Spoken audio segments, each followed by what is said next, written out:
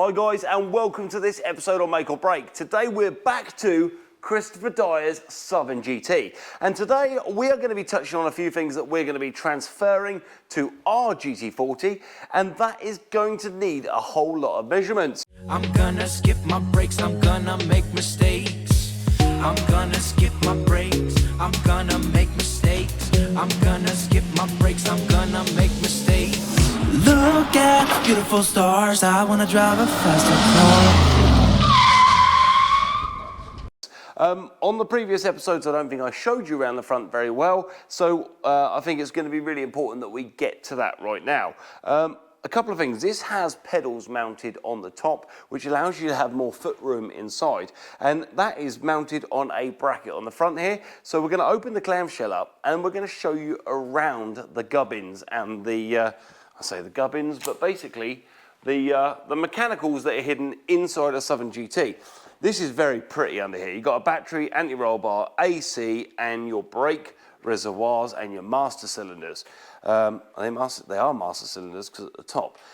Fans, rad pack, it's all very neat, and this is what we got to get with. So let's open this clam up. It's all very simplistic as well. There's nothing, there's nothing that you wouldn't expect. It's just all, it's all where you'd expect it to be, if that makes sense. Yeah, and it's all what you need. Right, you ready? Look at that, thinking about it. There you go, Christopher Dyer. We are taking care of your vehicle, so perfect. There we go. Right, so under here is all enclosed in aluminium, so there is not a lot to see, but we will be taking dimensions throughout this. So first of all, we're going to want to work out is the back here, this section between there and there, the same as the section between there, and therefore that gives us enough perfect gap for our radiator. I am wrong.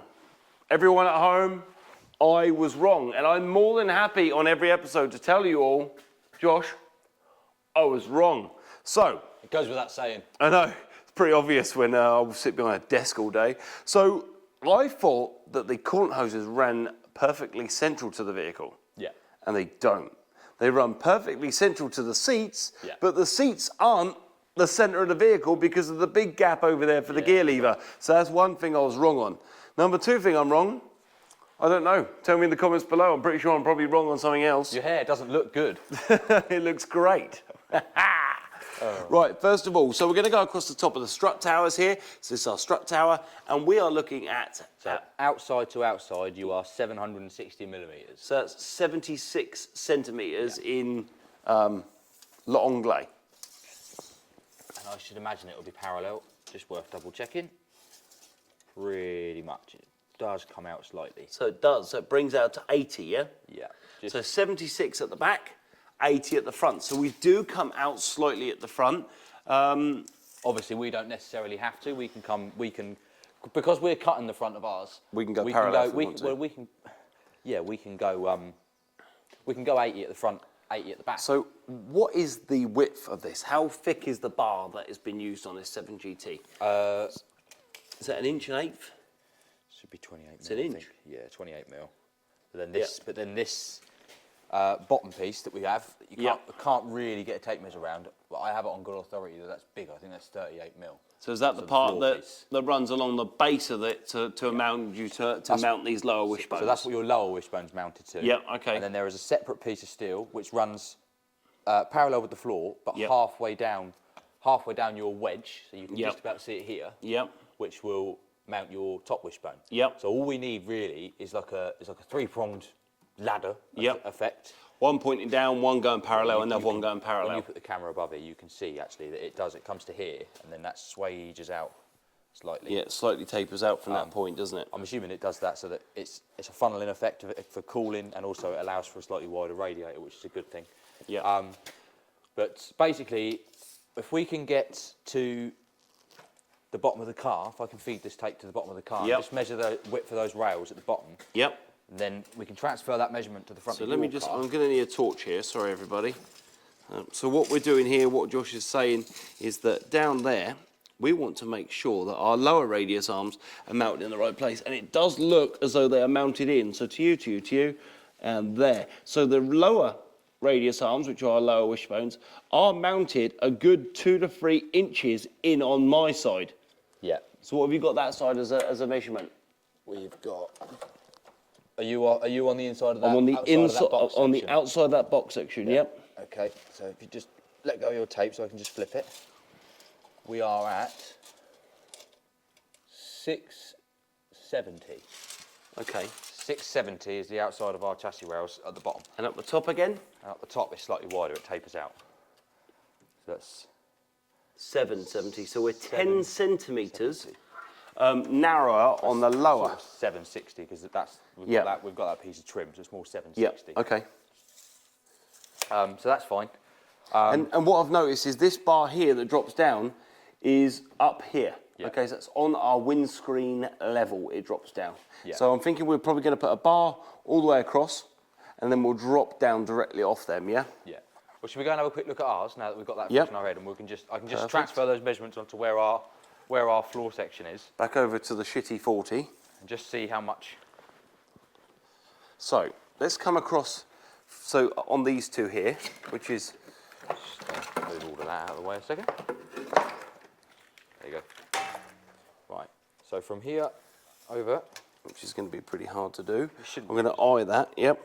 we are at 780. So that's not. We're a not million far miles off, are away, we, is at it? all, really? Like I said, I think it went to 80 centimetres at the bottom Yep. on the GT. So we could stay at 80 Yep. and stay parallel all the way up, which would bring you to our 80 here. Yeah. There might be a reason for that, though. So guys at home, if there's a reason for that and you know about it, please put it in the comment section below. But yeah, that up right there is fairly good. Then Yep. we can run, let's say, we can run a piece at windscreen level. Yep. So Webbed up off of there. Yep. So that you can get your nice piece of cladding Yep. straight away through there. So the That's top doesn't look too bad. The and we bottom might is a have to different lop story. these ends off because we need to also work out the distance between here, which is where our body would mount, our roof spider, and here where our chassis stops just there. Right, and then this side is slightly more complicated because I need to find the centre, but let's just get a rough idea. So if I come, yeah, so you're going to be roughly back here. Yeah, which is fine because we Where can our actually cut- put a nice slash cut on weld directly to that. Yeah. So if we can come back that far with our chassis, Yeah. both sides, and everything in front of that line that I've just marked with my greasy Yep. finger, everything in front of that line can come off, and then we can bring straight chassis rails out through there. Yeah. Straight away, you're going to give yourself But 3 then- inches of room this side as well. Yeah, I understand what you're pedals. saying. You're right. That'll bring us out here. What you're saying is this section here, which comes as a 45, will be opened slightly up to give us allowed more room for my big silly Big Ugg wide boots. flipper feet. So you're going to gain the advantage of having the Southern GT style front end. Yeah. And you're going to gain the advantage of having a slightly wider tunnel. Yeah. So that you've got somewhere to put your feet. You can move your pedals further down. Yeah.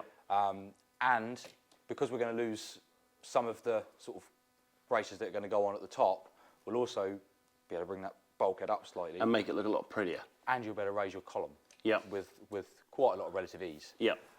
So the Southern GT car is definitely a good one to use as a base model because it's just looking at what we've got here, it's just all going to work. Yeah, and at the rear, just to clarify on a few things, we're going to be copying the rear radius arms on a GT40 because Move your dashboard. I understand what a lot of people are saying at home, and a lot of people are saying at home that KVAs have been raced and they've had accidents and they've done okay, hasn't been a problem.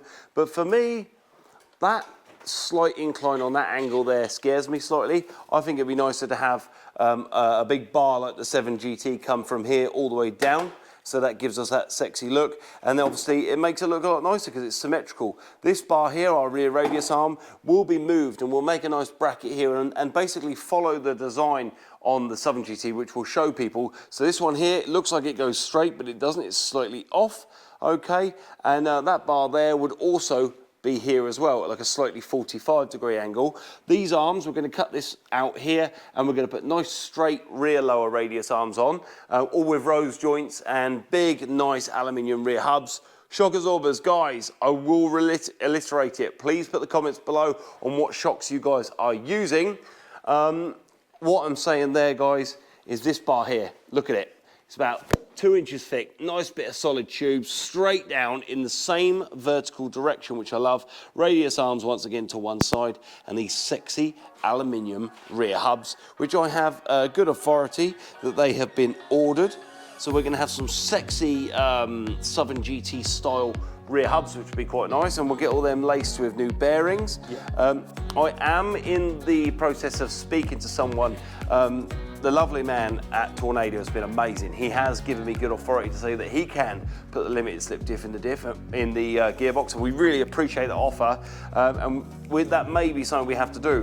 What we would like to do as a YouTube channel is possibly take that gearbox apart ourselves and try and fit it. Because a couple of things I've learned in my life is, if you're going to have a go at doing something, you might as well have a go at it yourself, because either way you've got to pay someone to fix it if you mess it up. So thank you very much, Mr. Tornado. We do appreciate the offer, and we may take you up on it. And we want to come and see your amazing collection of parts as well. And we saw at the Kit Car show this weekend, you had some amazing cars on show. And although I wanted to be there, everyone at home in the kit car world, I'm really sorry I wasn't there, but I can't afford to build this car if I don't sell cars. So I was working on Bank Holiday Monday and on the Sunday. So I've got to put the hours in to make sure this car gets built. Yeah, there's nothing like a bit of hard work on a bank holiday, is there? No. I can't really comment. I was playing yesterday. You were playing. Your lovely boy was making you very proud. Yeah, he did very well yesterday. Did very well. Right, guys, thanks again for watching another episode of Make or Break. And I hope we've tied up a few loose ends there. You know, we've gone over some measurements, we've gone over what we're doing, and hopefully through every episode you'll get a little bit more of an understanding of what we're trying to achieve. Thanks again, and bye from me, and bye from me. Bye now. Quick reminder, hit that subscribe button, the like button, and then the bell button, so you get alerts when we release new episodes, and follow us on social media too for extra stuff and more alerts about videos we're releasing, which at the moment is every Sunday and the odd Wednesday too. Bye for now.